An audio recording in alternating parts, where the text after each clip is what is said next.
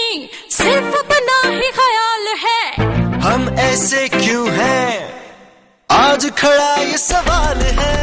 अपनी ही बड़ी है, बेपरवाह हमारी चाल है। हम ऐसे क्यों हैं, आज खड़ा ये सवाल है।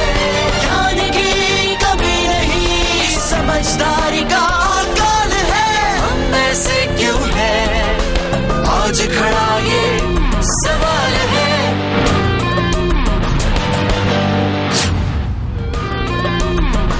स्वागत है आप सबका आपके कार्यक्रम हम ऐसे क्यों हैं में। इस प्रोग्राम में हम पाखंड यानी हिपोक्रेसी रहित दृष्टि से अपने आप को देखने का प्रयत्न करते हैं और यह जानने की कोशिश करते हैं कि कैसे एक जिम्मेदार समाज का निर्माण हो सकता है और कैसे हमारा देश, जो कई मायनों में एक महान देश है, अपनी कमियों को पूरा कर सकता है और विश्व में वर्चस्व पा सकता है।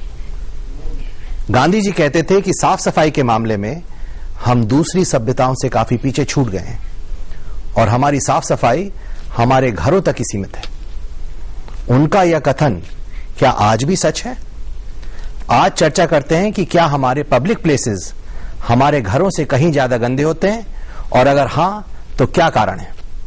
आज हमारे स्टूडियो में कंट्री के दो इंपॉर्टेंट इंटेलेक्चुअल्स हैं, doctor Madhu Kishwar and mister Santosh Desai. Professor Madhu Kishwar professor हैं CSDS में, साथ में ये मनुष्य संगठन की फाउंडर भी हैं और इन्होंने बहुत काम किया है डेमोक्रेटिक राइट्स और वुमेन्स राइट्स के एरिया में। और संतोष देसाई मैनेजिंग डायरेक्टर हैं फ्यूचर ब्रांड्स के और एक जाने माने सोशल कमेंटेटर हैं जिन्होंने कई किताबें भी लिखी। आप दोनों का स्वागत है। क्या हमारे ये जो गांधी जी का कथन है, क्या ये आज सत्य है कि क्या हमारे पब्लिक प्लेसेस जो हैं वो हमारे घरों के कंपैरिजन में काफी गंदे हैं और अगर हैं तो क्या कारण है? इसमें दो राय नहीं कि हिंदुस्तान के पब्लिक प्लेसेस, बाजार, सड़कें, फुटपाथ दुनिया के गरीब से गरीब मुल्कों से भी ज्यादा गंदे और जलील हैं। और गरीब से गरीब घर में भी जाइए आप, आज किसी भी झुग्गी झोपड़ी कॉलोनी में चले जाइए जहां 8 फुट की जगह में 8 लोग रह रहे हैं, पानी की सुविधा भी नहीं है, अंदर आपको बर्तन चमके हुए मिलेंगे, सजे हुए मिलेंगे और इतनी कम साधनों में, कम जगह में भी लोग कोशिश करते हैं कि अच्छे से अच्छा अपने घर को बनाया जा सके उन सीमित साधनों में, पर बाहर बदहाली है। उसका बुनियादी कारण है कि जब से ये एक कॉलोनियल ढांचा हमारी गवर्नेंस का बना कि पब्लिक स्पेस का मतलब है कायदे से होनी चाहिए पब्लिक प्रॉपर्टी, पर वो बन गई है सरकारी प्रॉपर्टी, यानी सरकारी मुलाजिमों की मिल्कियत है। वो साफ करें न करें और उनकी अगर काम है सफाई करने का, और नौकरी भी एक प्रॉपर्टी की तरह है। अगर आप सरकारी कर्मचारी हैं, सफाई का काम आपका है, तो आप नौकरी पे आए ना आए आपको तनख्वाह मिलते जानी है। और जो पब्लिक हाइजीन के बुनियादी कानून कायदे होते हैं, एक इंस्ट्रूमेंट्स भी, एक झाड़ू सफाई करने वाले को किस प्रकार की सुविधाएं दी जाती हैं, किस प्रकार का उसके पास हथियार ही होते हैं अपने काम के लिए। आप जानते हैं जो नालियों में जाते हैं, हमारे MCD भेजती है जिनको सूअर साफ करने, मतलब नरक से ज्यादा कोई प्रोटेक्टिव गियर नहीं, अंदर आपको सूरज के अंदर आप नहा के निकल रहे हैं सफाई के नाम पर।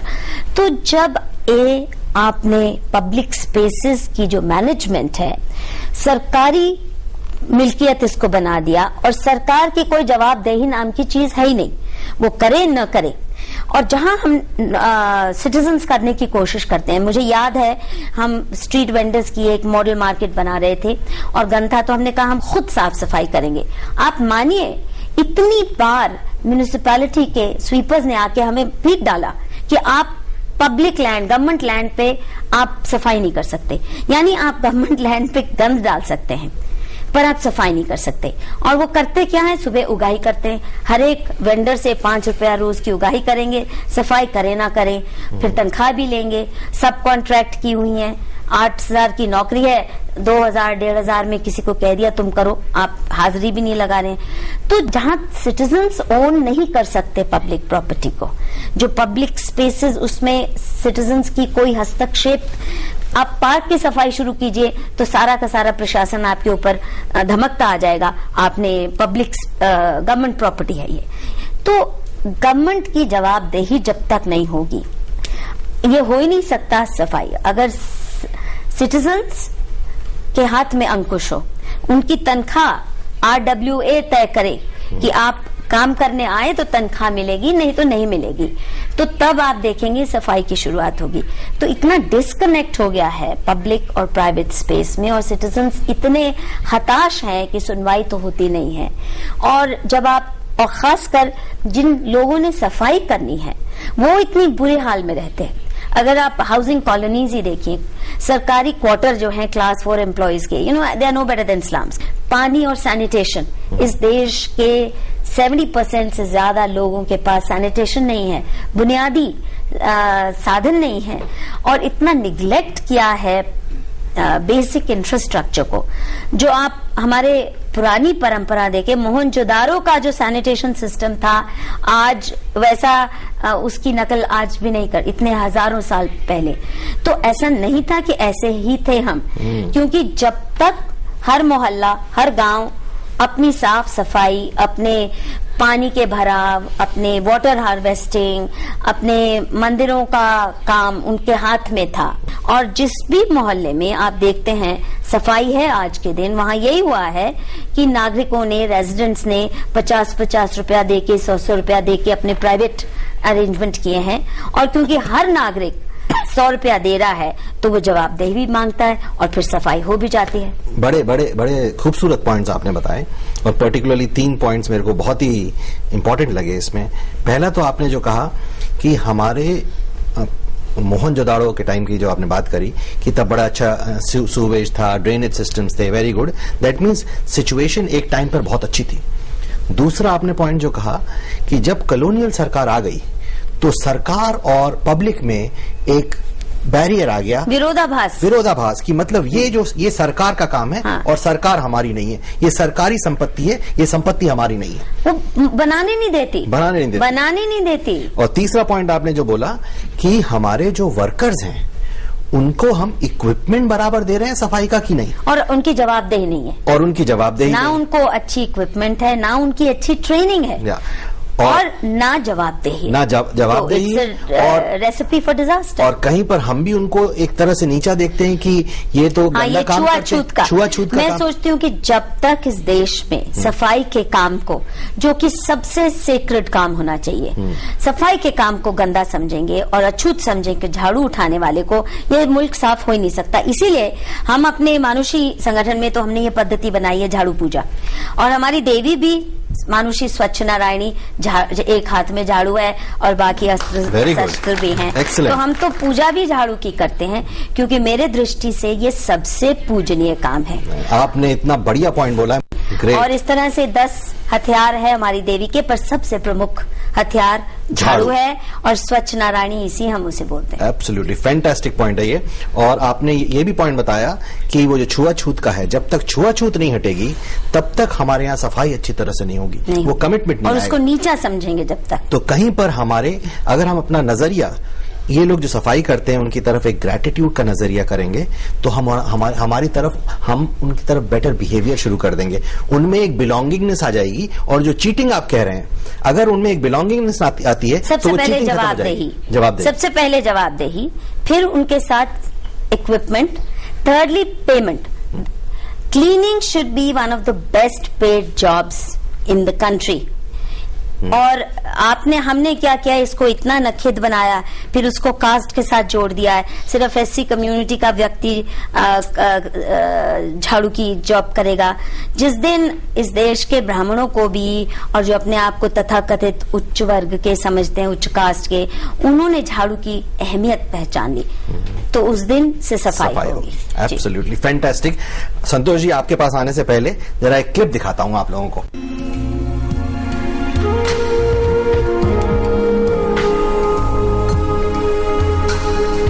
गार्बेज के अलावा मलबा भी एक इंपॉर्टेंट एरिया है। कंस्ट्रक्शन की वजह से यहाँ जैसे कि कंस्ट्रक्शन का जो गार्बेज है इधर उधर फेंका हुआ है, प्लस पब्लिक ने जो चाय पिया है या आइसक्रीम खाया है उसका जितना डिस्पोजल है वो डस्टबिन में नहीं फेंका है एंड इधर उधर फेंका हुआ है। सो इतना साफ सुथरा मुझे यहाँ नहीं लग रहा है अभी। इसके रीजन ये लगता है मुझे जे साथ ही इसको डस्टबिन आसपास का नहीं मिला हो और गवर्नमेंट की तरफ से जो सर्विसमैन ये सफाई वाला डिप्लॉय किया हो वो नेग्लिजेंसी ऑफ ड्यूटी इधर उधर जा करके नहीं किया हो। बिकॉज म्यूनिसिपैलिटी तो पक्का यहाँ सर्विस के लिए किसी को डिप्लॉय किया होगा, वो लोग इधर उधर भटक रहा होगा, काम नहीं कर रहे प्रॉपरली। ये है उनके ऊपर जो सुपरवाइजर है वो देखना चाहिए, उनको भी देखना चाहिए। But I was in Old Delhi like yesterday, and sometimes there's so many people here, and I think they should try to clean up their own mess. They have to do it together, clean it up, because there's a lot of mess, and I understand it, but it's difficult to keep it clean with so many people, I think. Like in Delhi, there are 16 million people, I've been told. That's as much as we have in the whole country in Holland. So then it's difficult to keep it clean. But I think if you make a little bit effort, it can get better than it is now. अच्छा, आपके garment shop के सामने इतना कचरा फैला रहता है, मक्खियां भिनभिनाती रहती हैं, अच्छा तो नहीं लगता है जाहिर तौर पे, क्या कहेंगे? अच्छा कैसे लगेगा, लेकिन ऐसा है ना कि हम लोग 9 बजे आते हैं यहाँ दुकान खोलने के लिए, 9 बजे से पहले यहाँ झाड़ू मार के जाते हैं वो लोग, तो कूड़ा जो भी निकलेगा हम लोग रखेंगे कहाँ? अब यहाँ नीचे रख देते हैं, कोई चलता है, ये गाड़ी घोड़ा चला तो पूरा फैल जाता है। समस्या ये है कि एक डब्बा होना चाहिए जिसमें हम लोग उठा के उसमें रख दे, वो अपना टाइम टेबल जब भी आए ले जाए उसको। लाखों लोग आते हैं, तकरीबन 5 लाख लोग हर साल यहाँ आते हैं, लेकिन यहाँ पर वो किराएदार की हैसियत से हैं। जहाँ आप किराएदार की हैसियत से होते हैं वहाँ आप घर वाला फार्मूला नहीं अपना सकते। जैसे कि मैं गाँव से आया हूँ तो अपने घर में भी सफाई रखता हूँ, घर के बाहर भी मैं सफाई रखता हूँ, लेकिन यहाँ हमारी 4 दीवारी 55 गज के सरफेस एरिया में हमारी छिपी हुई है, तो उसके आगे हम जो ही निकलते हैं हम मान के चलते हैं ये हमारा एरिया नहीं है। दूसरी बात, फर्ज कीजिए कि आप बस में चल रहे हैं, आपको भूख लगी, स्टॉप पर आपने केले खरीद लिए, केले आपने खा लिए, लेकिन छिलके आप फेंक देंगे बस के बाहर। होना क्या चाहिए कि आप उसको पॉलिथीन में रखें, आप जिस स्टॉप पर उतरे हैं वहाँ जो भी डस्टबिन है आप डालें। थोड़ी सी परेशानी होगी कि आपको, लेकिन हमारे जो संस्कार अंदर जो सबकॉन्शियस माइंड में बिठा हुआ है कि गंदगी हम अपने साथ लेकर नहीं जा सकते, तो आप केले का छिलका साथ में ले जाना पसंद नहीं करते, तो केला कर फेंकते हैं। आपका क्या कहना है संतोष जी, क्या आप सहमत हैं कि हमारी जो पब्लिक प्लेसेस हैं वो काफी गंदी हैं एज कम्पेयर टू हमारे घर, और क्या कारण है इसके? नहीं, वो तो बिल्कुल उसमें कोई सवाल ही नहीं है। हमारी पब्लिक प्लेसेस तो आपने जैसे यहाँ देखी तो हर जगह हमने देखी हुई है कि बिल्कुल ही बहुत ही गंदी है, और इसका कारण मेरे ख्याल से जो कहा मधु जी ने, मैं काफी हद तक उससे सहमत हूँ।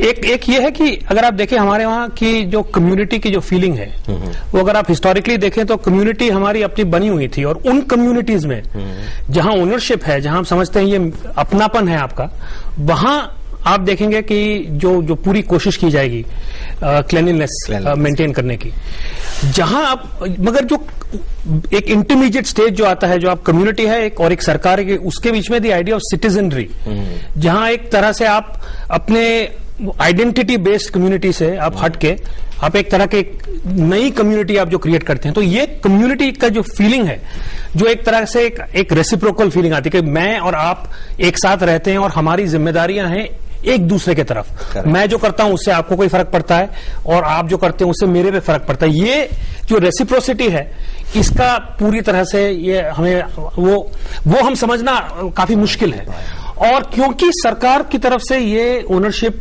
नहीं दी गई किसी को, तो एक तरह से ये नई जो एक कम्युनिटी जो क्रिएट होनी चाहिए वो क्रिएट नहीं हुई। और ये आप हर जगह देखेंगे, ट्रैफिक में देखेंगे कि मेरे को आगे जाना है, मैं हॉर्न बजाऊंगा, मैं आगे जाऊंगा, यहां से काटूंगा, वहां से काटूंगा, मैं किसी और के बारे में मेरा सोचना मुमकिन ही नहीं है, क्योंकि मैं सिर्फ अपने बारे में वहां सोचूंगा।